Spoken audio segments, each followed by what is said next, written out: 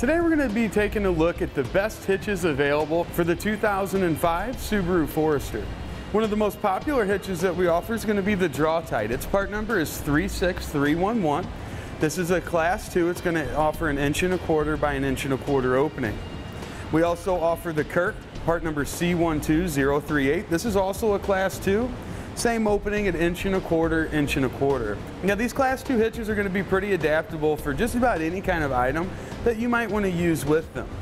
The Class 2 accessories allow us to use bike racks up to 4 bike racks, allow us to use cargo carriers, allow us to haul small trailers and things like that.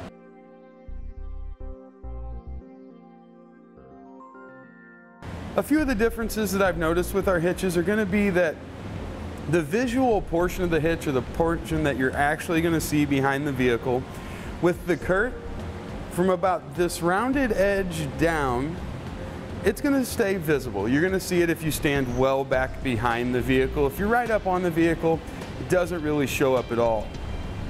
Whereas with our Draw-Tite, it's going to be a little bit higher. It's tucked in, and just the very, very bottom portion is actually going to be hanging out below our fascia. So if you want the very, very least noticeable hitch possible, the Draw-Tite's definitely the way to go. Now visually, here in the end, you can see the reinforcement cowler on our Draw-Tite. It's kind of a band style that's been welded around the end of the receiver tube opening. Where the reinforcement cowler on our Curt, I think this is a little bit cleaner look. I like the looks of it. It's more flush. It's also been welded into place, and both of those are going to do a good job of reinforcing the end of our hitch for us. You can see the Curt safety chain connection points are a rolled steel stock style.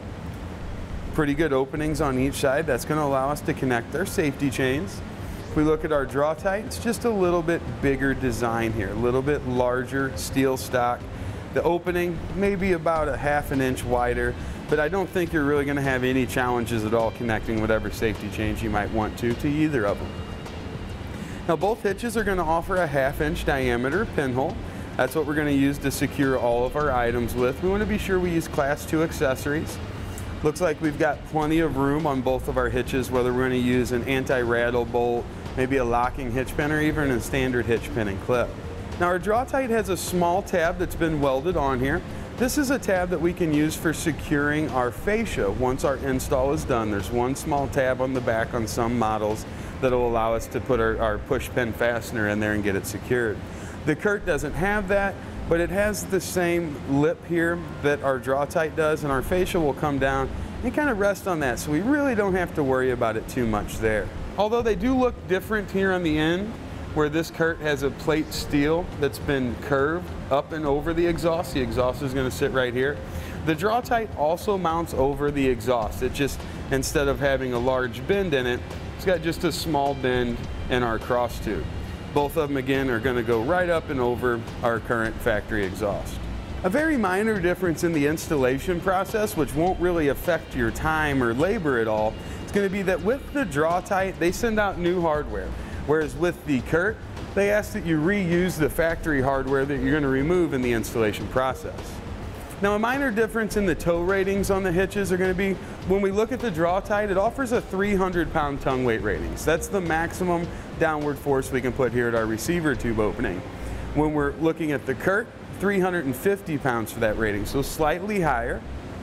Now, gross trailer weight rating, or the maximum weight of our trailer and anything that we've got loaded up on both of our hitches, are going to be 3,500 pounds. Of course, we're going to consult the owner's manual of our Forester. We're going to see what its tow rating is, and we'll go off of whichever of those are the lowest.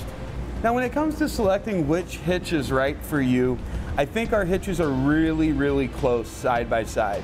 My money's going to be on the Curt. This is what it looks like installed. I like the way the reinforcement collar looks. That's just an aesthetic factor though. With the tongue weight rating being 50 pounds higher, it means we've got a stiffer hitch.